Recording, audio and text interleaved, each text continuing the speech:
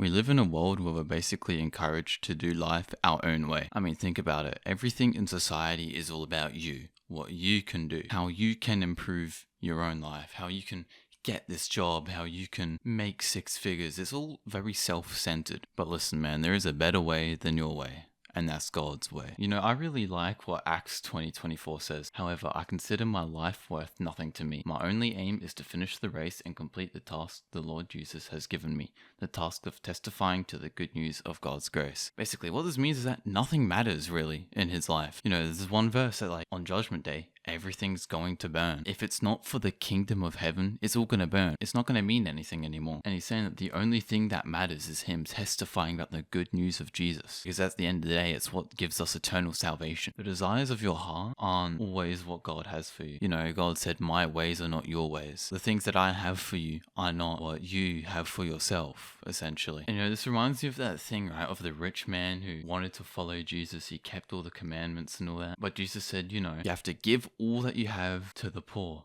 and then you can follow me. And then the man didn't do it. He didn't want to give up what he had for himself. Not everything that you're aiming for is what God even has for you at all. You know, Proverbs 19:21, many are the plans of a person's heart, but it is the Lord's purpose that prevails. God has a special calling for us. He has a plan for us that we don't even know yet. God's going to open up doors for us. He's going to open up doors that we wouldn't have seen before, but he's also going to close doors. People want God to open doors for them, but don't want God to close doors. At the end of the day, if you want to follow him and what he has for your life, then you're going to have to allow him to close those doors, even if you want them to remain open. You know, it's a thing like trust in the Lord with all your heart, not on your own understanding, right? Then he'll make your path straight. And you know, there's going to be a lot of trials, right? Many people think that once you come to Jesus, everything is going to be beautiful. That's not the case. You're going to experience a lot of hardships. You're going to go through rough times. You're going to go through times where things seems uneasy, right? But if you put your faith in him,